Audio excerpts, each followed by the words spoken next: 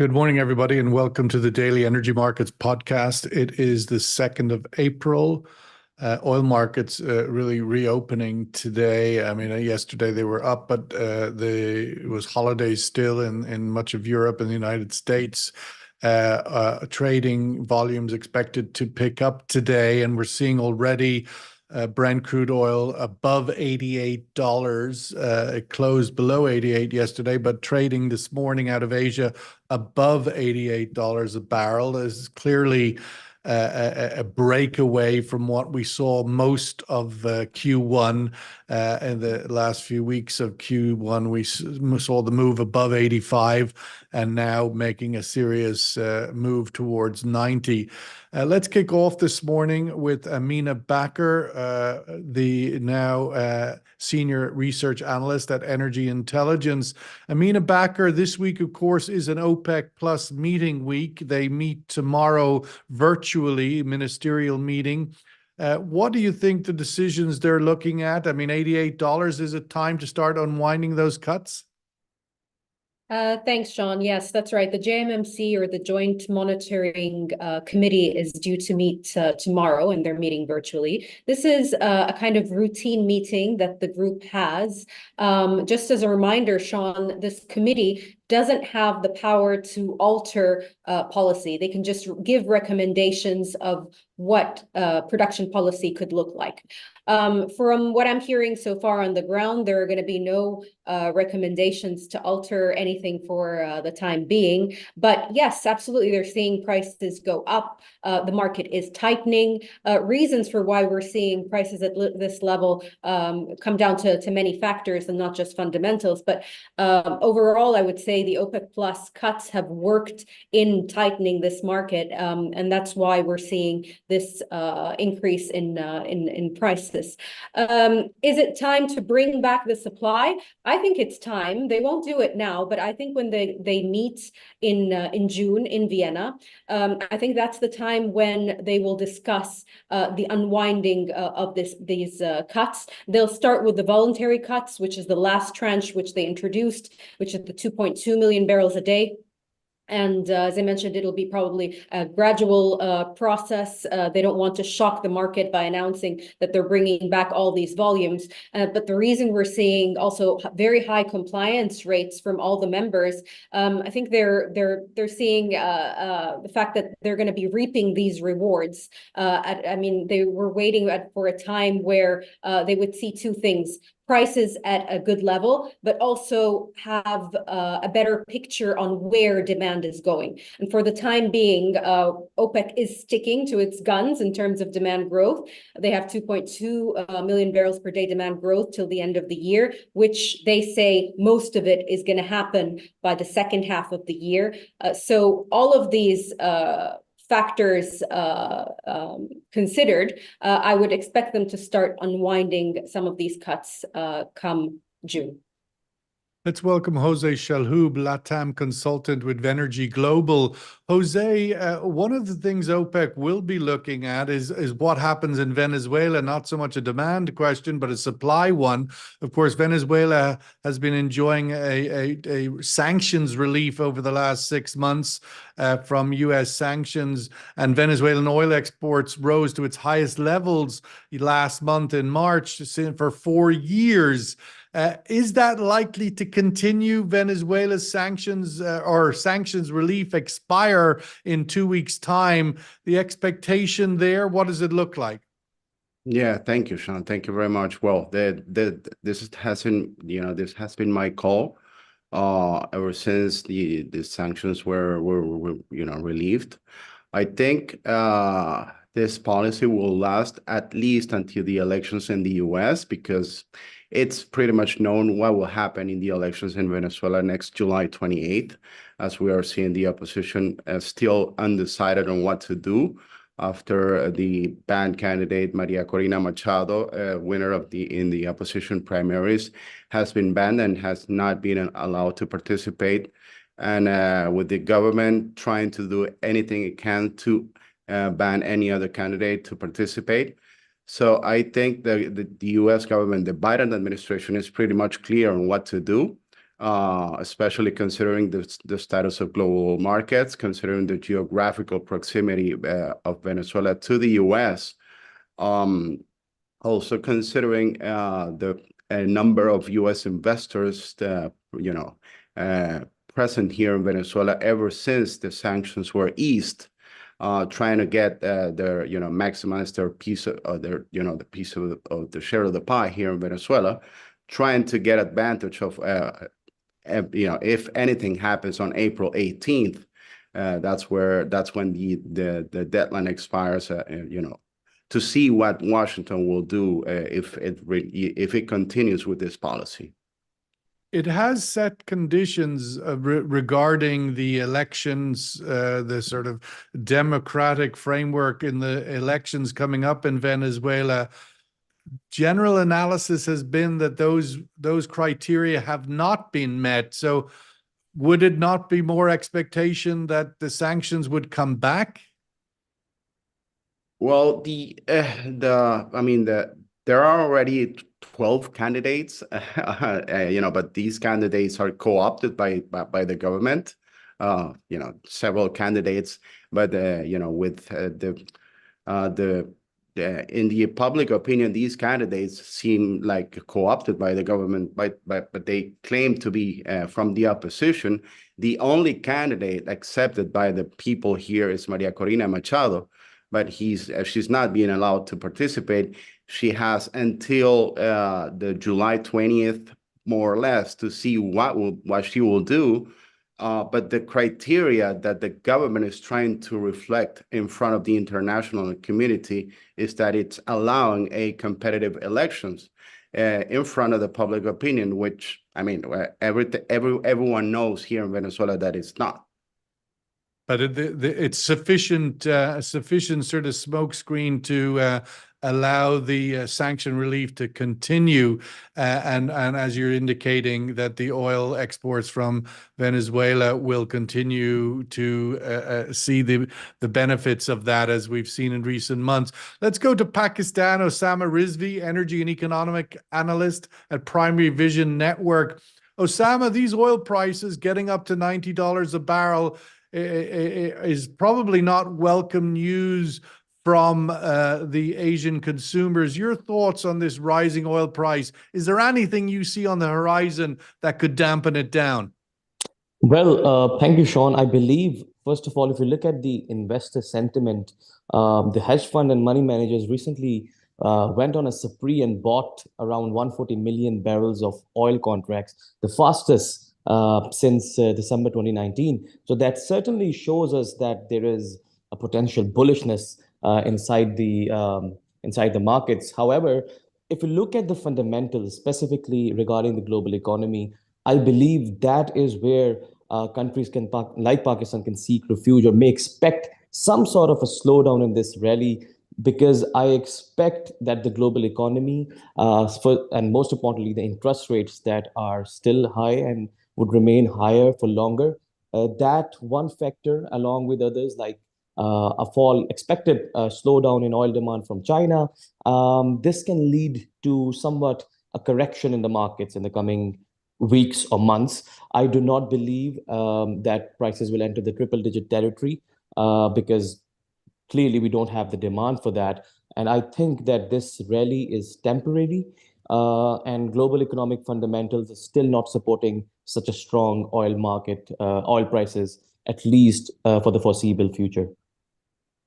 Amina, the OPEC cuts, OPEC plus cuts, it should be noted, when the voluntary cuts expire at the end of June, the total cuts by OPEC plus that are set to decline are over. There's numbers here. There's 3.6 million barrels a day as agreed earlier from back in 2022, and then of course there's the 2.2 that was added this year. Can you just clarify exactly what expires at the end of June and what would be considered for being unwound at that point? Yeah, sure, Sean. I mean, it does get a little bit confusing because these cuts are in layers. So the first layer is a group cut of 2 million barrels a day, and that's until the end of 2024. That expires at the end of 2024. And then you have a layer of And voluntary. that is not what's defined as the voluntary cuts, right? No, that's a base cut by the group that's called the collective group cut. That's 2 million barrels a day, and that lasts until the end of 2024. And all the member states are taking part in that, minus the ones that are under sanctions. Then you have another layer of cuts where a group of, I believe it was 9 producers took part in a voluntary cut of around 1.66 million barrels per day. And that also expires at the end of 2024. Okay. On top of that, the most recent one was the 2.2 million, and you have 8 members taking part in that cut, and that expires in June. Given the size of that cut, the 2.2 million, they really need to assess at that point where how are they going to bring it back to the market, because there is a lot of still, uncertainty. We're seeing discrepancies, Sean, in the numbers. I mean, I'm sure OPEC has a very bullish number of 2.2 million barrel a day growth, but you have agencies such as the IEA saying it's closer to 1.3. Our numbers at Energy Intelligence also point to 1.3 million barrels a day. But they have to also factor in what Osama said and what you pointed out too. They don't want the market to overheat. There's always this myth that OPEC wants, the highest price possible for oil. They want, oil to be over 100, which isn't necessarily true, could be counterproductive. It could destroy demand. And a lot of these members, I mean, when you see prices moving above that 85 range, it's really tempting for members to start, easing the compliance. The compliance so far has been really good, but if they decide to, hold off and at these high prices, who knows? You might if indeed they could, right? I mean, there's not too many of them that have even the ability to add new supply. Well, you can get, I mean, the kind of countries that have been lax on compliance are Iraq, Kazakhstan. So some of these members might start to leak some of that supply into the market, and others, I mean, who are sitting on quite a large number when it comes to spare capacity, Saudi Arabia included, might say, it's time to bring back some of that supply to the market and, regain market share, but also benefit their economy. So there needs to be a kind of balance. The mechanism on how it would return, this is like the devil is in the detail. You have the signaling and how they're going to communicate to the market, but also the technical part and the mechanism on how they plan to return it. And we won't know anything about that. I'm sure they're working on it now, but we'll know closer when we come to the official meeting in June. Jose, we've seen, obviously, we were talking earlier about the new supply or the incremental growth in supply from Venezuela because of the sanctions relief. But we've had also news of overnight that Mexico are constraining, maybe looking to reduce some of its exports. What is the wider picture in the general region in LATAM for adding and balancing supply in the second quarter? You've said Venezuela are likely to continue to enjoy sanction relief. What does it look like for Mexico, Guyana, Brazil? Guyana, I should name Guyana, in the first place. But Guyana should kind of solve or try to have in mind some, critical issues on how to solve or how to have in mind the problems or potential problems in terms of creating a framework or law framework to keep its resources in check, to keep corruption in check. Brazil is another, Brazil has always been in different OPEC reports, monthly reports, as along with Guyana as the other good source of extra oil production. Colombia in the past was always taken into consideration, not right now, taken into account the different policies by President Gustavo Petro, trying to keep in check also the oil industry. Argentina under the current presidency of Javier Milei enjoys a positive outlook in the coming months and years depending, of course, on the different legal frameworks that President Milei will carry out. Of course, Ecuador, you have Ecuador that its production has been reducing in the last months and years. You have, but definitely, I think Guyana and Brazil should be taken into consideration along with Venezuela. But Venezuela, of course, if the sanctions easing program, it's left into, on the table. The outlook for also the situation in your neighborhood, Osama, is going to be heavily influenced by the results of the India's election, which is also coming up. The neighbor next door, the world's largest democratic election, 970 million voters go to the polls starting on April 19th. The outlook for that election, your thoughts, what is it, ramifications? Is it a done deal? Narendra Modi is going to win. It's only a question about how much, and what difference does it make for the development and advancement of your neighborhood? I believe, and I can be wrong, but I think you're right that Narendra Modi is set to win. And it's only a matter of by how many votes. It carries a lot of implications for Pakistan, specifically at this point where we stand at a critical juncture, I must say. Pakistan's economy, the year 2023, I said this in this very podcast, that it would be the most difficult year for Pakistan. It proved out to be that, unfortunately. And 2024 is not looking any different. We've spoken about higher energy prices. There is a thing going on between Iran and Pakistan for the gas pipeline.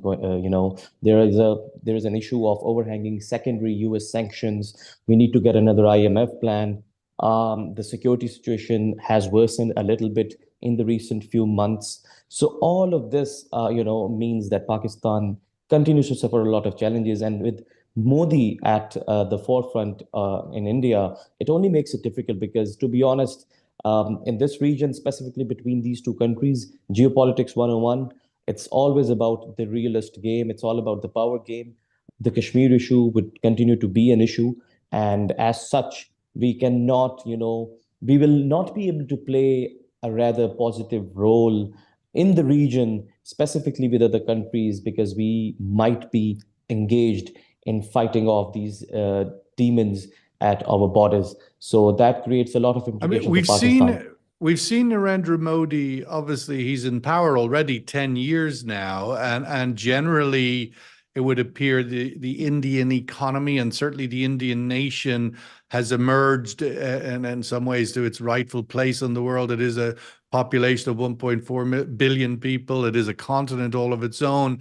But my question ultimately to you sitting in Pakistan, and you're part of the neighborhood there, has the rise of India, is its boat rising? Is it rising also, lifting all the boats in the region, Sri Lanka, Bangladesh, Pakistan? I mean, do you all sense to gain by this rise of India? What does that look like? Is that from a neighborhood point of view? Well, it would have been the case, but for Pakistan, we don't have any node connected to the Indian economy. We don't have any trade with the Indian economy. There is a lot happening, but that's in the form of smuggling. That's in the form of, backdoor deals. So there's nothing formal. Hence, even if India progresses further, and I'm sure it will, but Pakistan does not stand to gain a lot from it in terms of having that spillover effect in the region. If anything, if I talk to people in Dubai, I talk to people in other parts of the world, the competition, the job market has been so saturated with the Indian laborers, Indian employers, that Pakistanis are finding it hard to find a job these days. So it's like turning into a competition rather than having a spillover effect and lifting all the boats together. Let's go to the survey question regarding the outlook, as we discussed with Amina, for the OPEC plus cuts to start to unwind. Clearly, the commitment has been made by OPEC plus to extend its cuts through to the end of June, as noted by I mean, but there are also a bucket of cuts that are already committed to the end of 2024. So the end of June, the possible cuts that could be unwound are the 2.2 million barrel a day voluntary cuts. And my question this morning is, will tight oil market conditions allow OPEC Plus to start to unwind cuts in as soon as Q3, those 2.2 million barrels of voluntary cuts? Will the conditions allow OPEC Plus to start to unwind those cuts in Q3? That is the question this morning. Amina, one of the factors that have also creeped into this tighter market, it certainly was a factor last year as we saw Russian crude come into Asia, discounted Russian crude taking up market opportunities in India and China most notably. But we also have US crude, a lot of US exports coming into obviously Asia and Europe. Your thoughts on that market competition point of view? How does OPEC Plus look at that? Is it an issue for consideration, or at $90, is everybody happy? Yeah, $90 does satisfy a lot of economies, especially, I mean, if you look at the Gulf economies here, despite having, they all have a high spending on their budgets, and I'm speaking specifically about Saudi Arabia. So having oil in that range, of course, is beneficial for the economy. But at the same time, yes, a supply that's coming from outside the OPEC Plus group is something that they are watching very closely, especially because the growth in US supplies always tends to surprise on the upside.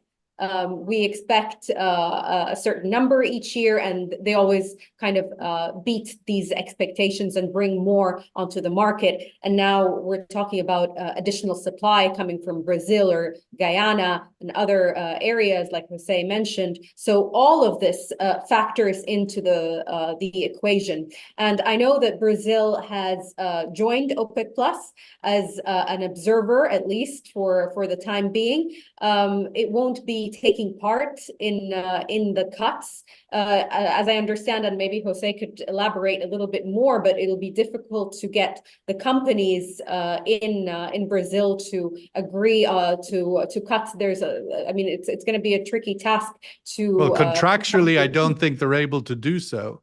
So, I mean, having them as part of the group is more of a, as an observer, adds to the numbers. At least, they believe in market management and so on. But in practical terms, yeah, let's see how that plays out. It'll be difficult for them to join the actual cuts.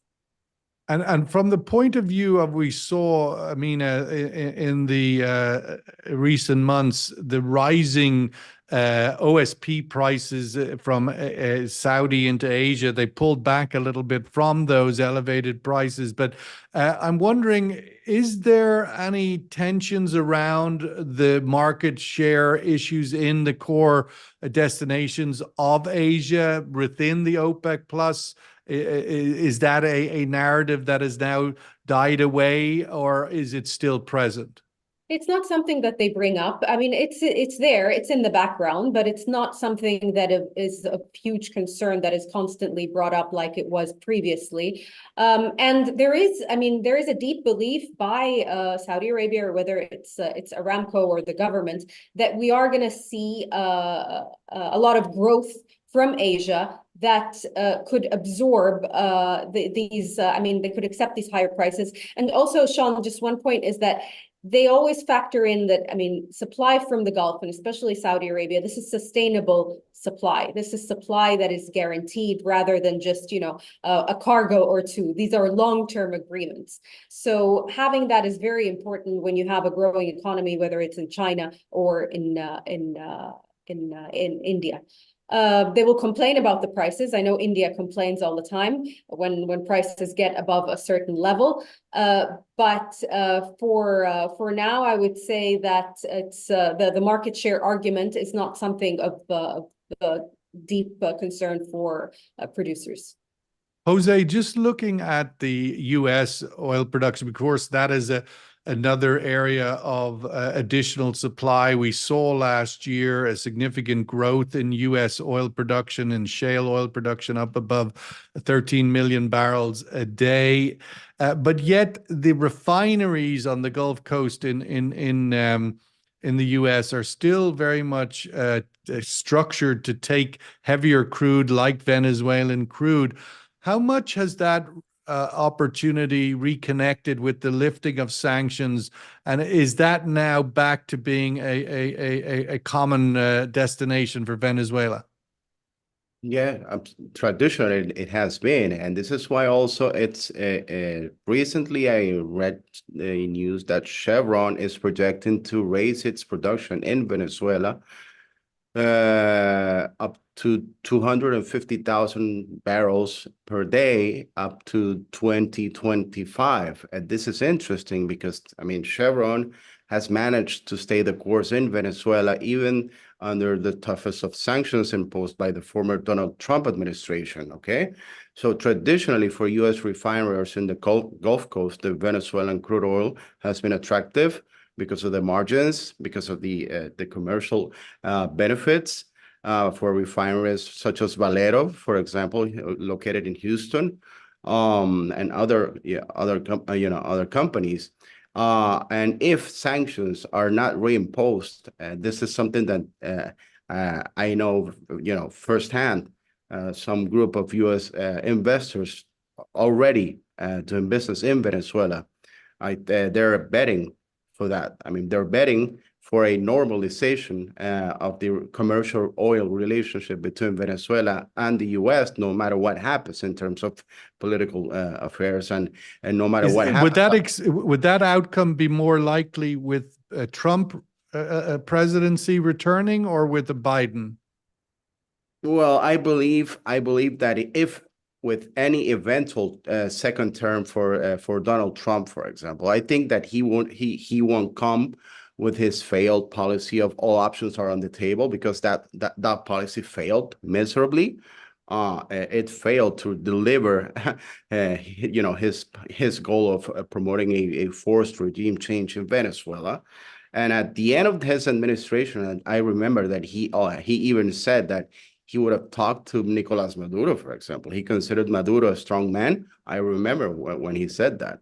So I think that with any eventual second term of Donald Trump administration, I think that he would come with a different approach to Venezuela, but also that he would consider to normalize commercial relationship with Venezuela, mostly because of the immigration problems that the Venezuelans have been causing in the U.S. recently.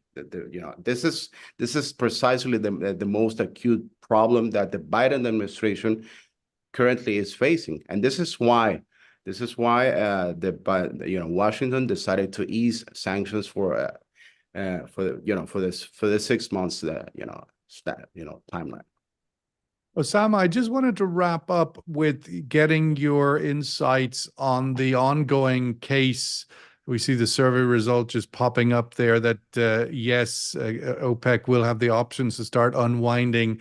Market conditions will support that, and if indeed they choose to do it is another matter. But Osama, I wanted to get your insights on the ongoing case against the former Prime Minister Imran Khan. We had some news yesterday that the court suspended the sentence related against and his wife regarding their selling of gifts they received while they were in office. Can you just explain to us that case is due to come up after the Eid holidays? Is this a serious event, or is this just sort of politics as usual in Pakistan? Well, it is very interesting what is happening right now.